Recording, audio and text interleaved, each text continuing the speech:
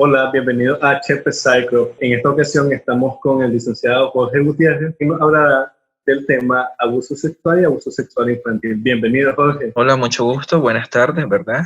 A todas aquellas personas que van a observar, van a escuchar este pequeño video informativo y psicoeducativo. Bienvenidos todos a este espacio. Gracias, Jorge. Jorge, contanos un poquito de vos sobre tu trayectoria y quién sos para este canal. Soy psicólogo clínico, egresado de la UNAM Managua en el año 2017. Desde el 2018 a la fecha estoy ejerciendo la psicología clínica. Tengo la gran ventaja, ¿verdad? No sé si llamarle así, de pasar por bastante aprendizaje a nivel clínico, desde la parte rehabilitativa o habilitativa hasta las adicciones, en la prevención del abuso y el tratamiento del abuso sexual. De siempre, ¿verdad? Este tipo de eje o tema relacionado bastante a la adolescencia. Y actualmente pues estoy colaborando acá en Casa Alianza Nicaragua, una organización que trabaja con adolescentes de 13 a 18 años y especialmente en el tema de rehabilitación en adicciones y tratamiento de violencia, abuso sexual. Bienvenido seas. Entrando un poquito en tema, desde tu conocimiento, ¿qué es abuso sexual? El abuso sexual, conociéndolo, ¿verdad? En sus términos, es toda actividad o contacto sexual en el que realmente la persona no da un consentimiento. Desde ahí se vulneran los derechos sexuales. Desde decir, si me preguntas, quiero tener relaciones, haciendo una persona adulta, y yo te digo no, tenés que respetar mi no. Y si lo haces en contra de eso, ya caes dentro de una violación, de un abuso, ¿verdad? De un delito que es penalizado en nuestras leyes de Nicaragua. ¿Hay alguna forma de reconocer, identificar algunas señales que ha habido abuso sexual? Y si hay alguna diferencia entre niños, adolescentes, adultos. Siempre existen señales, tanto físicas como psicológicas. A nivel físico, para poder detectar señales, podemos ver algunos moretones, podemos ver en el área genital, en este caso si es un niño, ¿verdad? Que hay alguna afectación, alguna ruptura, sangrado de la vagina, que haya irritación en el ano, en las partes nobles, en este caso, ¿verdad? Si fuese una persona adulta, tendríamos que ver un poco más a nivel de juegos sexuales que generalmente se dicen, como mordiscos, rasguños, jalones de cabello, que veas una parte del cráneo que esté sin cuero cabelludo. Esto también es indicio de que algo está pasando. A nivel físico lo estamos hablando. Es que hay una infección de transmisión sexual, por lo menos en un niño de 10 años, es poco probable que haya una infección de esa magnitud, pero si existe una penetración, si existe un abuso, pues hay que detectarlo de forma inmediata. A nivel psicológico, tenemos una gran gama de afectaciones o de consecuencias psicosociales, problemas en el sueño, problemas en el apetito, problemas incluso hasta un estrés postrauma, ¿verdad? Sentirse ansioso, desesperado, no estar con personas o tener terror a personas, o estar solo, estar sola, bajo rendimiento académico, conflictos entre los compañeritos de clase, si estamos hablando de niños, de niñas, adolescentes, ideas de autoagresión, ideas suicidas. Entonces hay una gran gama y todo esto está asociado a un trauma y el trauma es el abuso sexual. Creo que es muy importante reconocer y saber identificar estas cuestiones cuando son niños, porque son los más vulnerables de la sociedad. Vos lo has dicho, los niños son los más vulnerables, las niñas y los niños generalmente en las primeras infancias, en edades de 10, 12, en la preadolescencia, ¿verdad? Son personas súper vulnerables. Y esta vulnerabilidad antecede a todos los espacios, especialmente en la casa, en la familia. Y puede ser cualquier persona de la familia, el agresor o la agresora. Porque aquí no hablamos de una persona en específico, de un género, de un sexo. Aquí hablamos de un ser humano que agrede de forma sexual a una persona vulnerable. Genial. Una vez hay sospecha o que hay posibilidad de que ha habido abuso sexual, ¿qué podrían hacer los padres o cuáles serían los siguientes pasos a acudir de parte de los padres en este caso? Primeramente, si uno como padre identifica alguna señal, identifica alguna sintomatología, algún signo físico, psicológico relacionado, ¿verdad?, a cualquier situación, hay que estar pendiente y abordar el tema directamente con el niño, la niña y el adolescente. Si tiene algún tipo de dificultad en poder abordar este tipo de temas, hay que buscar ayuda. Hay que buscar ayuda con algún especialista. Si es un niño menor que no habla, no tiene esa apertura de la comunicación, está un pediatra. Llega un chequeo a un pediatra y con el pediatra podemos utilizarlo para poder indagar un poco más qué es lo que está está pasando. No tenemos que asustarnos, no tenemos que gritarles, no tenemos que incluso caer en una revictimización, de que cuenten, que vuelvan a decir las cosas, de que siga generando nuevamente ese estrés, esa ansiedad por contar las situaciones. Creo que debemos los padres y las mamás, los papás y las mamás en este caso, de tener una apertura, y trabajar con sus hijos, conocer a sus hijos. Creo que ellos son la principal fuente de apoyo y motivación para que la persona, en este caso el niño, la niña, el adolescente, el joven, pueda expresarse y pueda dar el siguiente paso a poder trabajar un trauma relacionado al abuso sexual. ¿Hay algún grupo de personas o algún grupo etario que pudiera estar más susceptible o en mayor peligro cuando se trata de abuso sexual? Por supuesto, ya lo habíamos hablado un poco, ¿verdad? Que son los niños, las niñas que se quedan en su casa.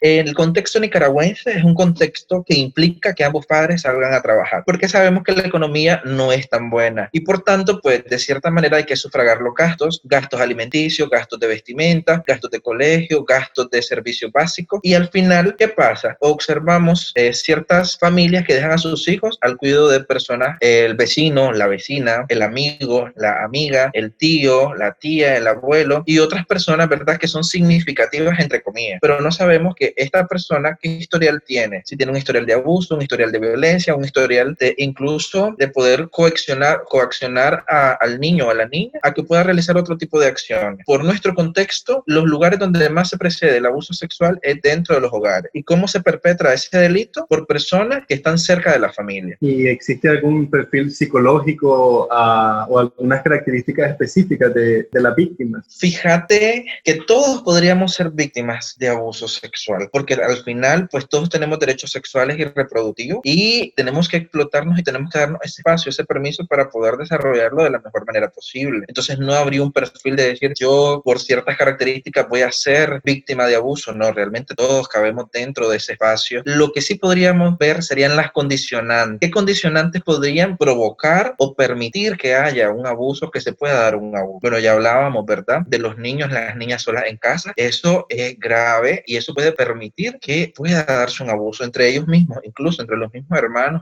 porque siempre sabemos que hay un sistema de crianza, o el adulto o el más grandecito cuida al más pequeño. Y al abuso sexual no solo se le llama a la penetración, vuelvo y repito, puede haber tocamiento, puede haber coerción, puedo manipularte, chantajearte para que realices alguna acción que atente contra tu sexualidad. Excelente aclaraciones. Hemos hablado un poco de la víctima. ¿Podría haber algún perfil, algunas características psicológicas específicas para el perfil del abusador, del transgresor? Fíjate que cuando se habla de un perfil del abusador es algo bastante complejo, porque se espera que el abusador sea una persona que fue abusada, en teoría o entre comillas, ¿verdad? Que no siempre se cumple esa premisa, pero que sí viene de un sistema de violencia bastante cruel y despiadada, ¿verdad? De familias disfuncionales, e incluso de un sistema de machismo a tal punto de que genera distorsiones cognitivas. Ya de ver un perfil más específico, directo en las personas abusadoras, pues tendríamos que hacer un estudio que valorar entre tantas personas que están en el sistema penitenciario, que están privadas de libertad y que han sido abusadas, ver qué condicionantes o qué a nivel psíquico, los componentes psíquicos, estos pueden desarrollar o decirnos, pues para dar como una pauta de prevenir lo que es un abuso sexual. Es bastante complejo, Vito, ¿verdad? No podría decirte con exactitud, pero sí podríamos ver personas con una conducta sexual inapropiada, personas manipuladoras, chantajistas, personas controladoras, personas con un alto grado de ganarte la confianza, incluso de tener esa empatía y poder decir, ya tengo esta persona, ya tengo este chaval o esta chavala y puedo hacer muchas cosas sobre la existencia, sobre la integridad humana y personal. Jorge, has dado una excelente idea de investigación y desde este canal apoyamos al 100 la investigación y definir un perfil de abusador específico, muy específico para nuestra cultura, creo que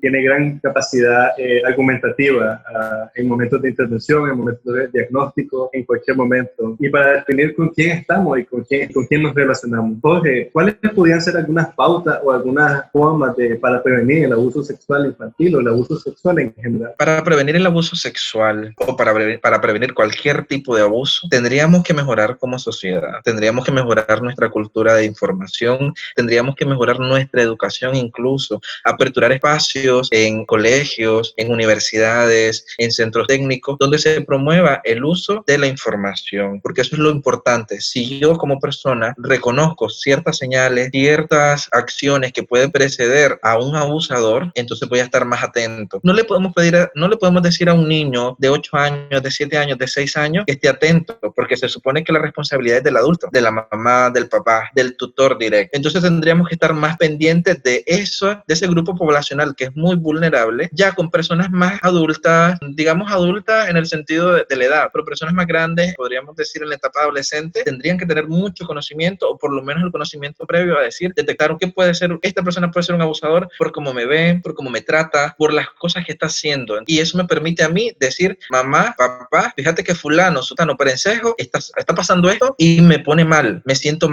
acosado o acosada. Entonces creo que desde ese momento se tiene que promover la prevención del abuso. Has tocado un tema súper relevante, muy importante, el tema de la comunicación. Invitamos desde este espacio a tener mucha más comunicación con los niños y con la familia en general. Y creo que es algo demasiado relevante. Jorge, hablemos un poquito de cuáles serían las consecuencias específicas o el impacto psicológico en las personas que han sido víctimas de abuso. Has preguntado algo clave, porque realmente hablar de abuso sexual o de el trauma que se instaura es de hablar de una catástrofe, un cataclismo esencial en la persona. No es fácil decir soy abusado o fui abusada o fui víctima de abuso, y desde ahí estás viendo que hay una afectación grave a nivel psicológico. Entonces, de poder afrontar incluso el tema de la sexualidad. Entonces, cuando hablamos de efectos, hablamos de consecuencias, hablamos desde la parte biopsicosocial. A nivel biológico van a haber muchas afectaciones. Por ejemplo, va a existir, ¿verdad?, alguna hiper o hiposexualidad, y esto va a estar orientado un poco a cómo se ve, cómo se siente como persona, ya sea mujer, sea hombre, y cómo se relaciona con los demás. Incluso puede ser lo contrario, puede haber problemas sociales o distanciamiento social. No quiero tener ninguna referencia, ninguna persona cercana a mí porque siento que me va a agredir. Y para otras personas externas sería una conducta inadaptada, pero para esta persona que pasó por un momento trágico en la vida, tiene su razón y es de importancia pues y de relevancia entenderle. También podríamos hablar un poco del estrés postrauma. Cuando hablamos de estrés postrauma no solo hablamos de un evento, por ejemplo, algo que haya sucedido a nivel contextual, un terremoto, un huracán, que se me cayó la casa. No, también el trauma que se genera del abuso sexual te puede desarrollar estrés, te puede desarrollar ansiedad, te puede desarrollar la falta de expresarte y de comunicarte, tanto a nivel de familia,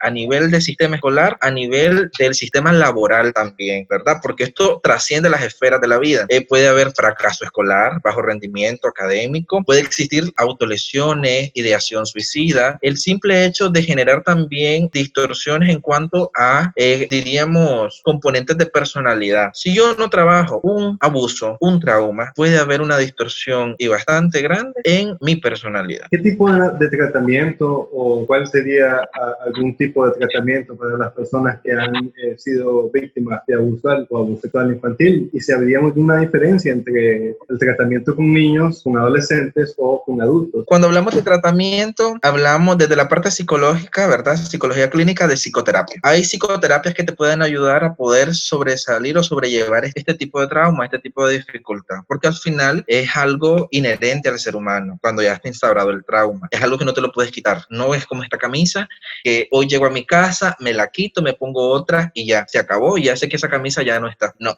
va mucho más allá. Yo respeto mucho las corrientes, pero yo como psicólogo lo que hago es establecer un convenio, un plan terapéutico desarrollado de la terapia cognitivo-conductual, aprendiendo o desarrollando en este caso recursos de afrontamiento para la persona que ha pasado por este trauma, por este momento. Es importante atacar el tema de raíz. Hay que psicoeducar, porque hay que ver que muchas personas no saben incluso lo que es el abuso sexual. Para ello, vos los tocas y eso no es abuso. ¿Y cómo no? Si es abuso sexual. Entonces hay que educar, hay que psicoeducarlos primeramente. Segundo, desarrollar esas estrategias de afrontamiento, porque así como pasó esto, van a suceder otras situaciones y que van a generar diferentes consecuencias o efectos. Entonces también hay que desarrollar esos recursos, es potenciar esos recursos internos, potencializar también los recursos externos, ¿verdad? Porque son apoyos al final. También es importante ver las terapias alternativas o complementarias, como por ejemplo las visualizaciones. Es importante también la psicodanza, porque estás trabajando la parte de la sexualidad y sabemos que aquí el tema de la sexualidad es un tema crítico, y que se tiene que abordar de distintas maneras. Tiene que ser algo multidisciplinario en su abordaje directo. Hay que trabajar mucha de sensibilización sensibilización sistémica, porque vos gradualmente vas a ir exponiendo a la persona y va a llegar un momento que se tiene que enfrentar a la realidad, en dependencia de la edad, ¿verdad? No podemos trabajar con un niño técnicas avanzadas y grandes porque el niño no te lo va a entender. Con el niño hay que trabajar desde la terapia del juego, el simbolismo, el dibujo, los test proyectivos, que son también herramientas que te ayudan mucho a conocer un poquito más a nivel de características de personalidad, pero también puedes trabajar el abuso, que son importantísimas, creo yo, a tomar en cuenta en su plan de intervención. Componentes muy claves, definitivamente. Ya se ha instaurado o ya ha comenzado el proceso de psicoterapia. ¿Cuáles